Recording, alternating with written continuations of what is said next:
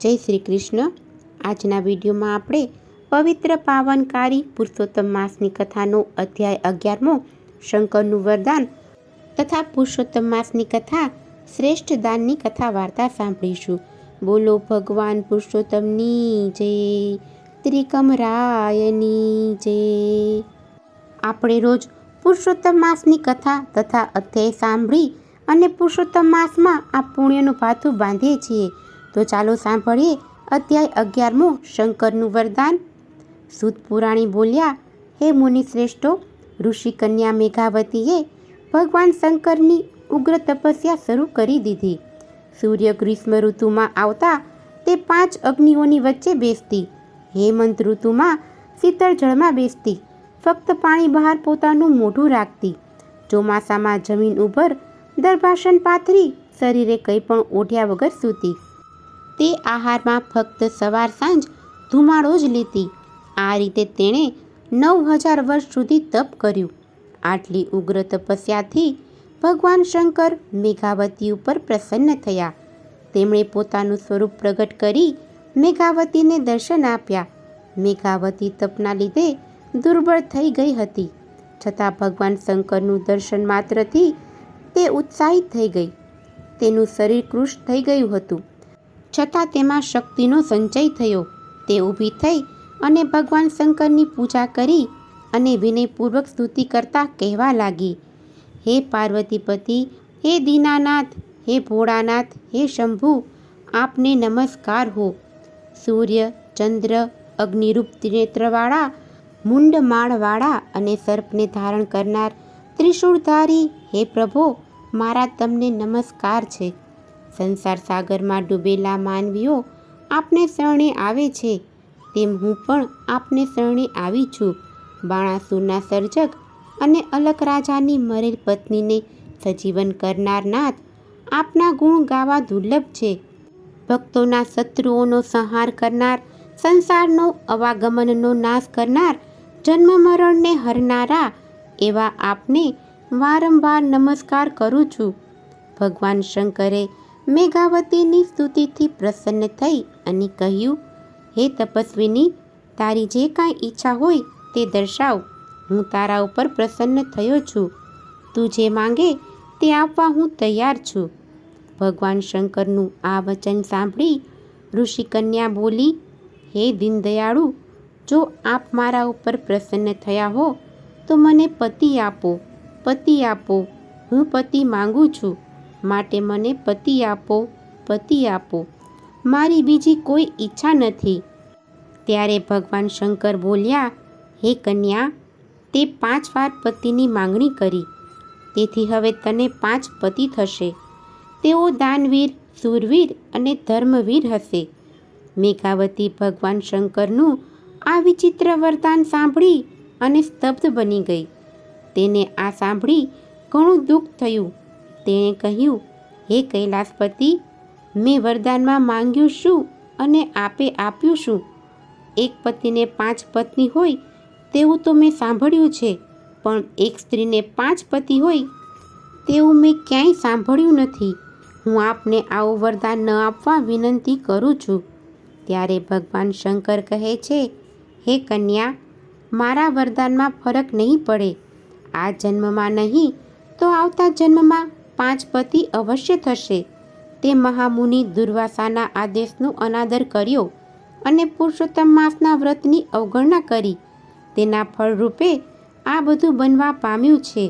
હવેથી કોઈ પણ કાળે પુરુષોત્તમ માસનું તું અપમાન ન કરીશ. અમે દેવો પણ આ માસનું શ્રદ્ધાપૂર્વક વ્રત પૂજન કરીએ છીએ. આમ કહી અને ભગવાન શંકર અંતર ધ્યાન થઈ ગયા. શ્રી બૃહનારદીય પુરાણના પુરુષોત્તમ મહાત્મ્યનો મેઘાવતીને શંકરનું વરદાન નામનો 11મો અધ્યાય સંપૂર્ણ. બોલો શ્રી પુરુષોત્તમ ભગવાનની જય. હવે આપણે કથા શ્રેષ્ઠ દાનની કથા વાર્તા સાંભળીશું. વિજયનગરના રાજા રૂપસેન ઘણા દયાળુ અને પ્રજાવત્સલ હતા. તેમની રાણી તારામતી પણ માયાળુ અને વિવેકી હતી. લગ્ન થયાને ઘણો સમય વીતવા છતાં તેમને એકેય સંતાન પ્રાપ્ત થયું નહોતું. ઈશ્વર કૃપાએ પાછલી ઉંમરે રાણીનો ખોળો ભરાયો. એકનો એક પુત્ર હોવાથી તે પુષ્કળ લાડકોડમાં ઉછરતો હતો. તેની કાળજી રાખવા નોકરો ખડે પગે તેની સેવામાં હાજર રહેતા. દિવસે ને દિવસે રાજકુમાર મોટો થવા લાગ્યો. રાજકુમારને મોટો થતો જોઈને રાજાનો આનંદ માતો નથી. આમ કરતાં કરતાં રાજકુમાર 15 વર્ષનો થયો ત્યારે એકાએક તે બીમાર પડી ગયો. આથી રાજા અને રાણીને ઘણું જ દુઃખ થયું.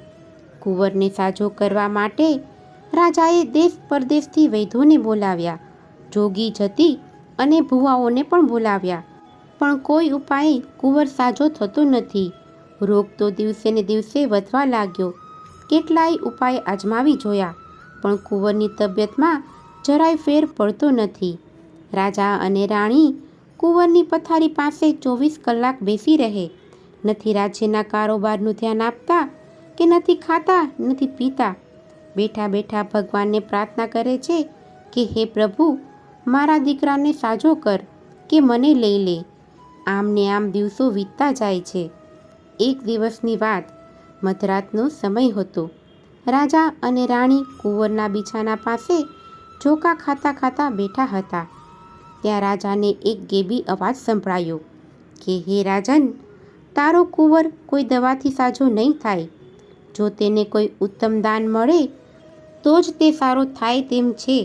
અત્યારે પુરુષોત્તમ માસ ચાલે છે, તેમાં કોઈએ ઉત્તમ દાન કર્યું હોય તેનું ફળ જો તારા કુંવરને અર્પણ કરવામાં આવે તો તેના પુણ્યના પ્રભાવે તારો કુંવર સાજો થઈ શકશે. આટલું સાંભળતા જ રાજાની આંખ તો ઉઘડી ગઈ. રાજાએ ગેબી અવાજની વાત રાણીને કરી અને તેઓને થોડી આશા બંધાઈ. બીજા દિવસે રાજાએ નગરમાં ઢંઢેરો પીટાવ્યો. જે કોઈએ પુરુષોત્તમ માસમાં શ્રેષ્ઠ દાન કર્યું હોય તેનું ફળ જો કુંવરને અર્પણ કરવામાં આવે તો કુંવરનો રોગ મટે તેમ છે.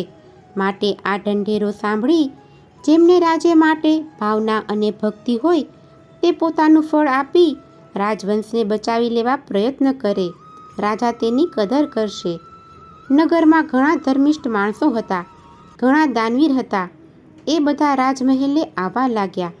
પોતે કરેલા દાનનું ફળ કુંવરને આપવા લાગ્યા, પણ કુંવર આંખો ખોલતો જ નથી. રાજા અને રાણી તો નિરાશ થઈ ગયા કે ઉત્તમ દાન કહેવું કોને તે વિચારવા લાગ્યા. આમ ને આમ 2 દિવસ વીતી ગયા. કુંવરની માંદગી વધવા લાગી. કુંવર હવે 2 ઘડીનો મહેમાન હતો. ત્રીજા દિવસની સવારે એક ભિખારી જેવો ચિત્રેહાલ અને કૃષકાય માણસ મહેલમાં આવ્યો. એના દેદાર જોઈને પહેલાં તો પહેરેગીરે એને મહેલમાં જવા ન દીધો. તેણે ઘણી આજીજી કરી ત્યારે માંડ માંડ અંદર જવા મળ્યું. રાજાને પણ તેનો વેશ અને શરીર જોઈ અને સૂગ ચડી. તે નગરનો તેલી હતો. તેણે રાજાને પ્રણામ કરી અને કહ્યું કે મહારાજ, મારા દાનનું ફળ હું કુંવરને આપવા આવ્યો છું. રાજા અને રાણી કુતૂહલથી તેની સામું જોઈ રહ્યા. તેઓ આશ્ચર્યમાં પડી ગયા કે જેને પહેરવા કપડાં નથી, ચિત્રેહાલ છે અને 4 દિવસનું ભૂખ્યો લાગે છે. એવા આ કંગાળ માણસે ક્યાંથી દાન કર્યું હશે? રાજા તો ના પાડવા જતો હતો, પણ રાણીએ ઈશારાથી સમજાવ્યું કે આંગણે આવેલાનું દિલ ન દુભાવાય. રાજાએ તેલીને ફળ આપવા વિનંતી કરી.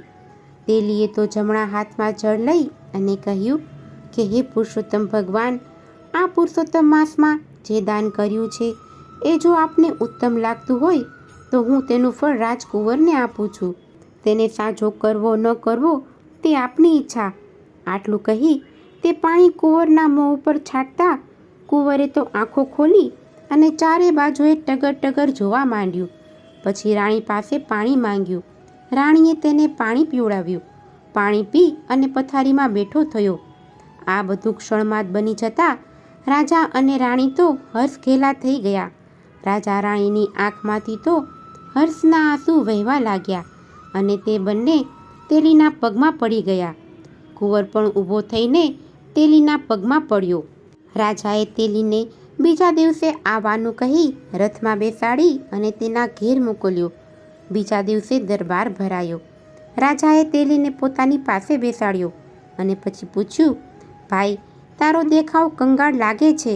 પેટ પૂરતું ખાવા ન મળતું હોય તેવી તારી કાયા છે, તોય તે એવું તો ઉત્તમ દાન શું કર્યું છે તે તું આ સભામાં બધાને જણાવ, જેથી અમને બધાને ખ્યાલ આવે. તેલી તો ઊભો થઈ 2 હાથ જોડી અને બોલ્યો કે હું સાવ ગરીબ છું, ઘાણી ચલાવું છું. જે દિવેલ નીકળે એ વેચી અને મારું ગુજરાન ચલાવું છું. સંતાનમાં 3 દીકરા અને 3 દીકરીઓ છે, તેથી ગમે તેટલી મહેનત કરું તોય પેટે પાટા બાંધવા પડે છે, ઉછીનું ઉધાર કરવું પડે છે. આ વર્ષે પુરુષોત્તમ માસ આવ્યો, તેમાં મેં અને મારી પત્નીએ વ્રત રાખવાનું નક્કી કર્યું. અમે સવારે વહેલા ઉઠી બંને સ્નાન કરવા જતા, કાંઠા ગોરમાનું પૂજન કરતા અને કથા વાર્તા સાંભળતા, કંઈક દાન કરતા અને એકટાણું કરી ઘાણી ચલાવતા ચલાવતા પુરુષોત્તમ ભગવાનનું નામ લેતા. અમે કથામાં સાંભળેલું કે પુરુષોત્તમ માસમાં કોઈ પણ વ્રત કે નિયમ લો ત્યારે કંઈક સત્કર્મ કે દાન કરવું જોઈએ. અમે તો શું સત્કર્મ કરી શકીએ? અમે નક્કી કર્યું કે ઘાણીએ બળદ જોડવામાં આવે છે, તેને બદલે આખા પુરુષોત્તમ માસ દરમિયાન વારા ફરતી હું અને મારી પત્ની ઘાણી ખેંચે. આમ અમે બળદને આખો માસ આરામ આપ્યો. અમે પતિ પત્ની વારા ફરતી ઘાણીએ જોડાઈને તેલ કાઢવા લાગ્યા. થોડી વધુ મહેનત કરતા, આથી તેને વેચતા પહેલાં કરતાં 2 પૈસા વધારે આવતા. તેનો ઉપયોગ અમે કથામાં મૂકવામાં કર્યો. હું અને મારી પત્ની રોજ કથા સાંભળવા જતા, ત્યારે બંને 1 પૈસો કથામાં બ્રાહ્મણ આગળ મૂકતા. આવું અમે દરરોજ કરતા. જ્યારે વ્રતની પૂર્ણાહુતિ થઈ ત્યારે છેલ્લે દિવસે પણ અમે ખરી મહેનત કમાણીના પૈસામાંથી અમારી શક્તિ મુજબ વ્રતનું ઉત્થાપન કર્યું. મહારાજ, આ મેં જણાવ્યું એ અમારા વ્રત અને દાનની વાત છે. મેં બળદને મુક્તિ આપી સત્કર્મ કર્યું અને ખરી મહેનતની કમાણીના પૈસાનું દાન કર્યું છે. તે ઉત્તમ દાન છે કે કેમ તે તો પુરુષોત્તમ ભગવાન જાણે, તે મારાથી કેમ કહી શકાય. તેલીની વાત પૂરી થતાં જ આકાશવાણી સંભળાઈ, તે જે દાન કર્યું છે તે જ શ્રેષ્ઠ દાન છે. આખો દરબાર ચકિત થઈ ગયો. બધા તેલીને પ્રણામ કરી અને વાહ વાહ બોલવા લાગ્યા. રાજાએ તો ઊભા થઈને 1000 સોના મોહરવાળી થેલી તેના હાથમાં મૂકી દીધી. થોડા ઘરેણાં અને કિંમતી વસ્ત્રો ભેટ આપ્યા. આવો છે પુરુષોત્તમ માસનો મહિમા. હે પુરુષોત્તમ ભગવાન, તમે જેવા તેલીને ફળ્યા, રાજા રાણીને ફળ્યા, ગામ લોકોને ફળ્યા, તેવા તમારું વ્રત કરનાર, કથા સાંભળનાર તથા વાંચનારને સર્વને ફળજો. બોલો પુરુષોત્તમ ભગવાનની જય, ત્રિકમરાયની જય. જો તમને આજની આ કથા પસંદ આવી હોય તો એક લાઈક આપી ચેનલને સબસ્ક્રાઈબ કરો. આજની આ કથા સાંભળવા બદલ આપનો ખૂબ ખૂબ આભાર. જય શ્રી કૃષ્ણ.